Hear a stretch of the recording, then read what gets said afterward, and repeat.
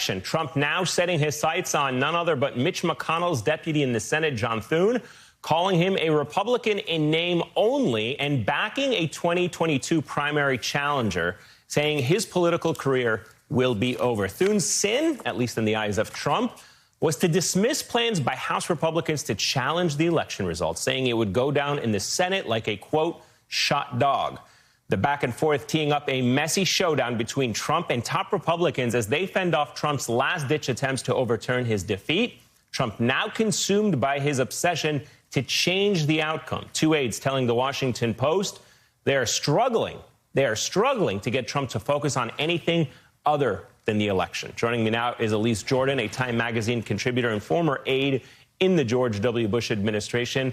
And the New York Times' Michelle Goldberg is back with us. Elise, your reaction to Trump's attacks on top Senate Republicans. Nothing new, but even in these waning days of his administration, it seems like he's not letting up.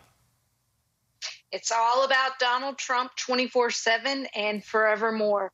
And you can go back to the original sin of the Republican Party, allowing Donald Trump to be on the debate stage for a Republican debate when he had never been a Republican and had donated the majority of his donations to Democrats. And so when a modern political party chooses not to play the role of culling candidates and deciding who is fit to serve the country, then you end up with a problem like Donald Trump. And so karma is a witch, so to say.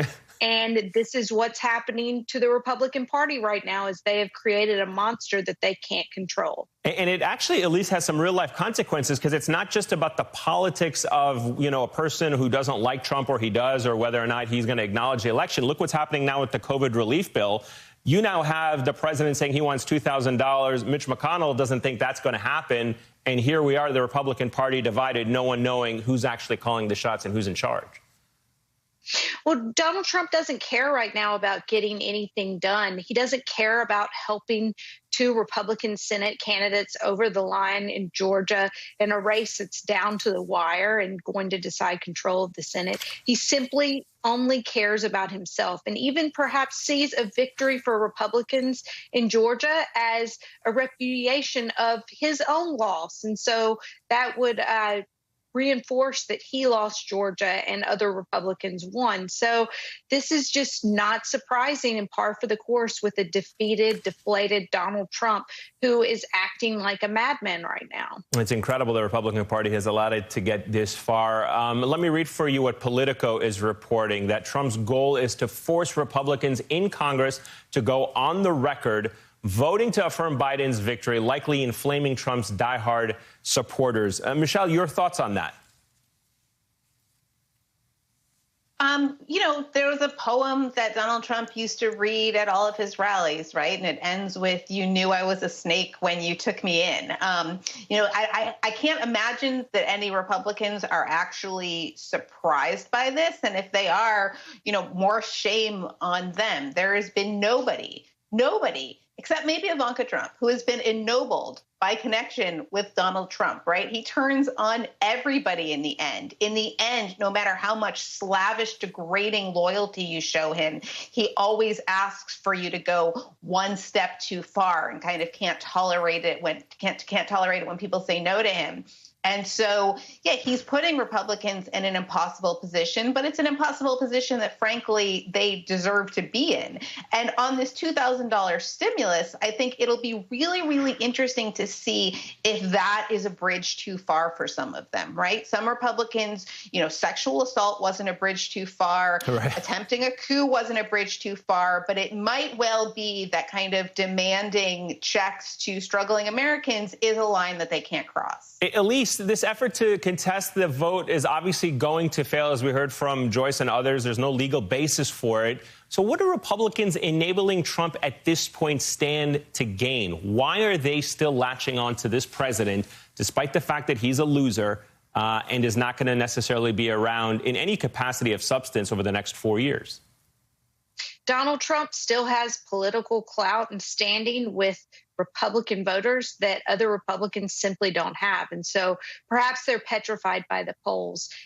In contrast, I'm petrified by Donald Trump tweeting about Iran and saber rattling in his final days. And you wonder just how much is going to be tolerated by this caucus when Donald Trump is clearly unstable and careening dangerously, maybe even into war. Yeah, and that's a very good point. I was going to bring that up as well, that tweet suggesting that Iran will be held responsible.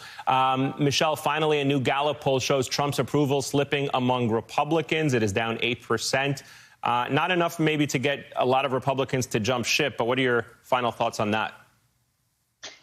I've always thought that when Donald Trump is finally out of power, he will lose some of his sway over the party, and maybe more quickly than a lot of people suspect, right? I mean, part of the reason that Donald Trump has had such a hold over rank and file Republicans is that he's been able to make all their dreams come true, and he hasn't shown any kind of restraint in always taking the partisan path over the kind of the statesman's path.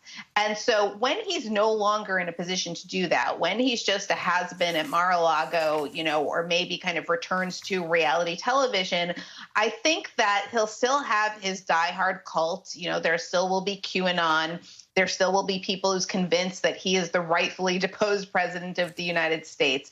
But, you also will have an incentive for other Republicans who think they should be the nominee in 2024, who have so far been, kind of pathetically submissive. Chris Christie is only the first, will start to have a real incentive to challenge him a lot more. Yeah, he's going to be in Mar-a-Lago, but he's also going to have hundreds of millions of dollars that he's raised off of all these illegitimate grievances he keeps fundraising with. Michelle Goldberg, Elise Jordan, thank you so much for your time this evening. Happy holidays to both of you. Thank you.